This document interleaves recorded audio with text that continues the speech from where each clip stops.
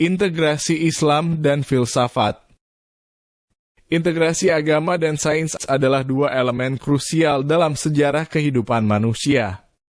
Konflik antara agama dan sains sebenarnya tidak perlu terjadi jika ada kemauan untuk mempertemukan ide-ide spiritual agama dengan sains, sebuah upaya yang sebenarnya sudah berlangsung lama.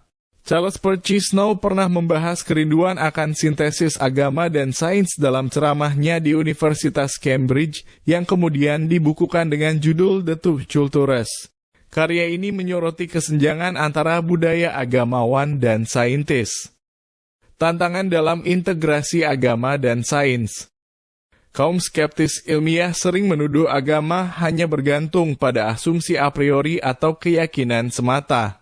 Kelompok sains tidak dapat menerima begitu saja segala sesuatu sebagai kebenaran tanpa bukti. Teolog agamawan kerap dikritik karena terlalu mengandalkan imajinasi liar, sementara saintis harus berpegang pada fakta empirisme. Pemahaman yang kurang tepat mengenai isu ini dapat menjebak umat beragama pada upaya yang tidak produktif atau bahkan kontraproduktif. Konflik sains dan agama. Konflik antara sains dan agama muncul karena pengaburan batas-batas keduanya yang membuat mereka dianggap bersaing dalam menjawab pertanyaan yang sama sehingga orang merasa harus memilih salah satunya. Menurut pandangan Hauge, langkah awal untuk mengatasi konflik ini adalah dengan menarik garis pemisah yang jelas untuk menunjukkan kontras antara sains dan agama. Setelah perbedaan kedua bidang ini jelas, barulah kontak dapat dilakukan didorong oleh kebutuhan psikologis yang kuat untuk membuat berbagai bidang ilmu menjadi koheren. Studi Islam kontemporer dalam filsafat Islam. Kajian tentang sumber ilmu dalam filsafat termasuk dalam rumpun epistemologi. Pembahasan epistemologi telah ada sejak zaman Yunani kuno dalam sejarah pemikiran manusia. Dalam dunia Islam, epistemologi ilmu sudah dibahas sejak masa Al-Kindi 796 sampai 873 Masehi. Kajian epistemologi ini secara khusus dilakukan dalam studi filsafat ilmu. Pandangan Islam tentang sumber pengetahuan rasionalisme.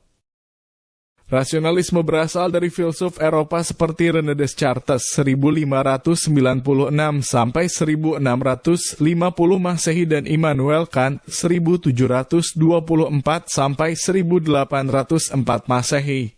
Menurut teori ini ada dua sumber pengetahuan konsepsi, penginderaan. Manusia mendapatkan konsepsi tentang panas, cahaya, rasa, dan suara melalui penginderaan. Fitrah akal manusia memiliki pengertian dan konsepsi yang tidak muncul dari indera, melainkan sudah ada dalam lubuk fitrah. Dalam pengertian ini, jiwa menggali gagasan dari dirinya sendiri. René Descartes berpendapat bahwa konsepsi fitri ini adalah ide tentang Tuhan, jiwa, perluasan, gerak, dan pemikiran serupa yang sangat jelas dalam akal manusia. Pandangan Islam tentang sumber pengetahuan empirisme. Istilah empirik berasal dari kata Yunani emperia yang berarti pengalaman inderawi. Kaum empiris menekankan pengalaman lahiriah maupun batiniah sebagai sumber pengetahuan. Empirisme ini bertentangan dengan rasionalisme. Tokoh empirisme antara lain Thomas Hobbes 1588 sampai 1679 Masehi dan John Locke 1632 sampai 1704 Masehi. Pandangan Islam tentang sumber pengetahuan fenomenalisme Kant. Kant mendekati kembali masalah hakikat rasio dan indera sebagai sumber pengetahuan setelah mempertimbangkan kritik David Hume terhadap sudut pandang empirisme dan rasional. Pendirian Kant disebut fenomenalisme karena ia berpendapat bahwa sebab akibat tidak dapat dialami secara langsung. Human Science dalam studi filsafat Islam. Manusia memiliki posisi yang sangat sentral dalam filsafat Islam. Para filsuf Muslim menganggap manusia sebagai ukuran segala sesuatu seperti yang dikatakan filsuf Yunani. Abd al-Karim al-Jili menyebut manusia sebagai makhluk sempurna, sementara Ibn Arabi memandangnya sebagai pusat alam raya. Berbeda dengan teologi yang sering mempertentangkan Tuhan dan manusia, filsafat Islam melihat manusia sebagai perluasan dari wujud Tuhan. Al-Farabi memandang manusia sebagai kulminasi dari proses emanasi yang kompleks. Fasilitas atau alat mendapatkan ilmu. Akal dalam Al-Quran, kata yang berakar kata akola, muncul 49 kali dalam berbagai bentuk. Makna kosakata tersebut adalah paham dan mengerti.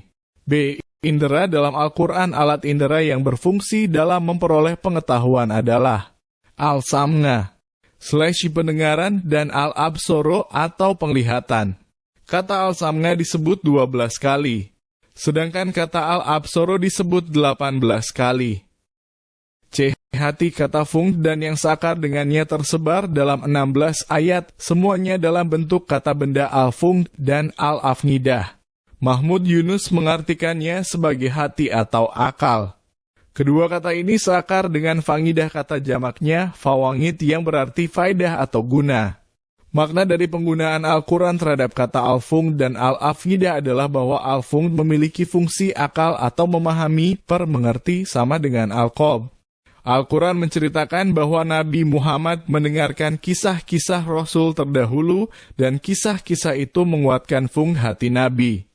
Dengan al-fung itu, Nabi mendapatkan makna atau hikmah